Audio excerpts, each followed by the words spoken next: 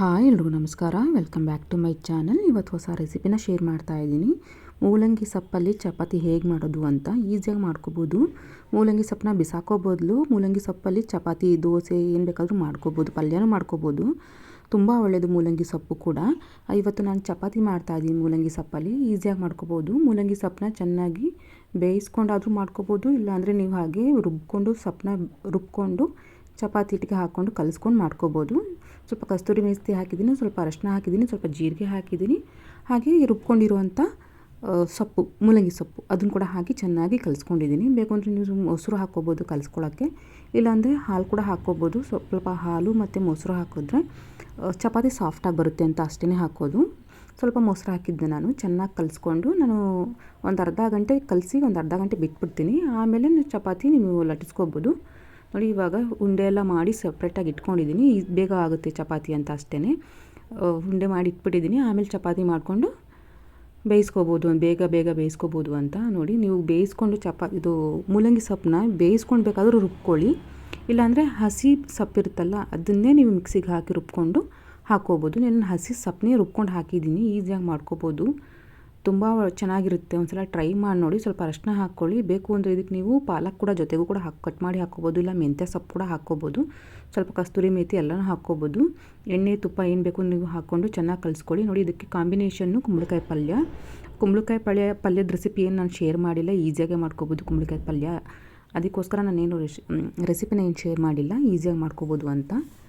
ಒಂದ್ಸಲ ಟ್ರೈ ಮಾಡಿ ನೋಡಿ. ತುಂಬ ಚೆನ್ನಾಗಿರುತ್ತೆ. ಮಕ್ಳಿಗೂ ಇಷ್ಟ ಆಗುತ್ತೆ. ಈ ಥರ ಎಲ್ಲ ತುಂಬ ಒಳ್ಳೆಯದು. ಹಾಗೆ ನೆಕ್ಸ್ಟ್ ರೆಸಿಪಿ ಇವಾಗ ಹೀರೆಕಾಯಿ ಬಜ್ಜಿ ಟೈಪಲ್ಲಾದರೂ ಮಾಡ್ಕೋಬೋದು, ಇಲ್ಲ ವಡೆ ಟೈಪಲ್ಲಾದರೂ ಮಾಡ್ಕೋಬೋದು, ಇಲ್ಲ ಬೋಂಡು ಟೈಪಲ್ಲಾದರೂ ಮಾಡ್ಕೋಬೋದು. ಈಗ ಹೀರೆಕಾಯಿನಲ್ಲಿ ಹೊಸ ರೆಸಿಪಿನ ನಮ್ಮ ಅಕ್ಕ ಶೇರ್ ಮಾಡ್ತಾ ಇದ್ದಾಳೆ. ಇದು ಸಣ್ಣದಾಗಿ ಕಟ್ ಮಾಡ್ಕೋತಾ ಇದ್ದಾಳೆ. ಇದು ಕಂಪ್ಲೀಟ್ ರೆಸಿಪಿ ನಾನು ಹಾಕ್ತಾಯಿದ್ದೀನಿ. ಇದ್ರಲ್ಲಿ ಎರಡು ಥರ ಮಾಡಿದ್ದಾಳೆ. ಹೀರೆಕಾಯಿ ಬೋಂಡು ಟೈಪಲ್ಲಾದರೂ ಮಾಡ್ಕೊಳ್ಬೋದು ನೀವು, ಇಲ್ಲ ವಡೆ ಟೈಪಲ್ಲಾದರೂ ಮಾಡ್ಕೋಬೋದು, ಇಲ್ಲ ಬಜ್ಜಿ ಟೈಪಲ್ಲಾದರೂ ಮಾಡ್ಕೋಬೋದು. ಈಸಿಯಾಗಿ ಮಾಡ್ಕೋಬೋದು. ನೋಡಿ, ಚೆನ್ನಾಗಿ ಹೀರೆಕಾಯಿನ ವಾಶ್ ಮಾಡಿ ತುರ್ಕೊಂಡು ಅದಕ್ಕೆ ಸ್ವಲ್ಪ ಉಪ್ಪು ಹಾಕಿದ್ದಾಳೆ. ಕಟ್ ಮಾಡಿ ಎಲ್ಲ ಇಟ್ಕೊಂಡಿದ್ದಾಳೆ. ತುಂಬ ಸಣ್ಣ ಏನು ಬೇಡ, ಒಂದು ಮೀಡಿಯಮ್ ಸೈಜಲ್ಲಿ ಕಟ್ ಮಾಡಿ ಇಟ್ಕೊಳ್ಳಿ. ನೋಡಿ, ಈ ಥರ ಕಟ್ ಮಾಡಿಕೊಂಡ್ರೆ ಸಾಕು. ಅದಕ್ಕೆ ಉಪ್ಪು, ಬೇಕು ಅಂದರೆ ಅರಿಶಿನ ಕೂಡ ಹಾಕ್ಕೊಳ್ಳಿ ನೀವು. ಸ್ವಲ್ಪ ಅಕ್ಕಿ ಹಿಟ್ಟು ಎಲ್ಲ ಹಾಕ್ಕೊಂಡು, ಬೇಕು ಅಂದರೆ ರವೆ ಕೂಡ ಹಾಕ್ಕೋಬೋದು. ಸ್ವಲ್ಪ ಲೈಟಾಗಿ ರವೆ ಹಾಕಿದ್ದಾಳೆ. ನೋಡಿ, ಮತ್ತು ಕಡಲೆ ನೋಡಿ, ಸ್ವಲ್ಪ ಕಡಲೆ ಹಿಟ್ಟು ಅಂದರೆ ನಿಮ್ಗೆ ಎಷ್ಟು ಬೇಕು ಅಷ್ಟು ನೋಡ್ಕೊಂಡು ಹಾಕ್ಕೊಳ್ಳಿ.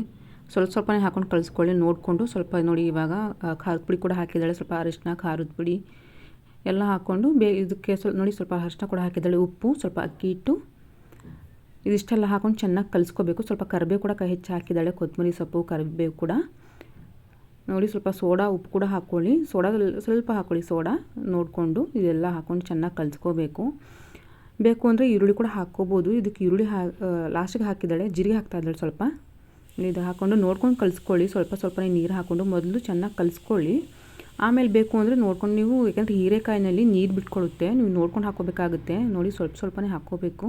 ಹೀರೆಕಾಯಿನಲ್ಲಿ ನೀರು ಬಿಟ್ಕೊಳ್ಳುತ್ತಲ್ವ, ಅದಕ್ಕೋಸ್ಕರ ಒಂದೇ ಸಲ ಹಾಕ್ಕೊಂಡ್ರೆ ಅಳತೆ ಗೊತ್ತಾಗೋದಿಲ್ಲ. ಅದಕ್ಕೋಸ್ಕರ ಸ್ವಲ್ಪನೇ ಹಾಕ್ಕೊಂಡು ಕಲಿಸ್ಕೊಳ್ಳಿ. ನೆಕ್ಸ್ಟ್ ಇವಾಗ ನೋಡಿ, ಎಣ್ಣೆ ಬಿಸಿ ಆದಮೇಲೆ ಇವಾಗ ಬೋಂಡು ಟೈಪಲ್ಲಿ ಬಿಟ್ಕೊತಾ ಇದ್ದಾಳೆ.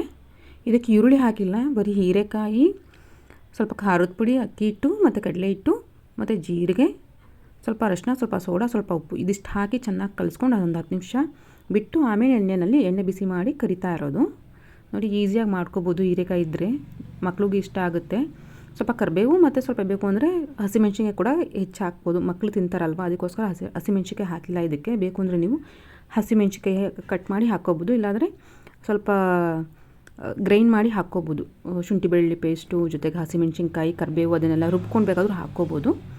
ಚೆನ್ನಾಗಿರುತ್ತೆ. ಮಕ್ಕಳು ತಿಂತಾರಲ್ಲ ಅಂದ್ಬಿಟ್ಟು ನಾವು ಹಾಕಿಲ್ಲ ಹಸಿಮೆಣ್ಸಿನ್ಕಾಯಿನ.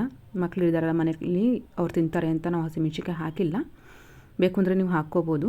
ಸ್ವಲ್ಪ ಡೀಪ್ ಫ್ರೈ ಮಾಡ್ಕೊಳ್ಳಿ.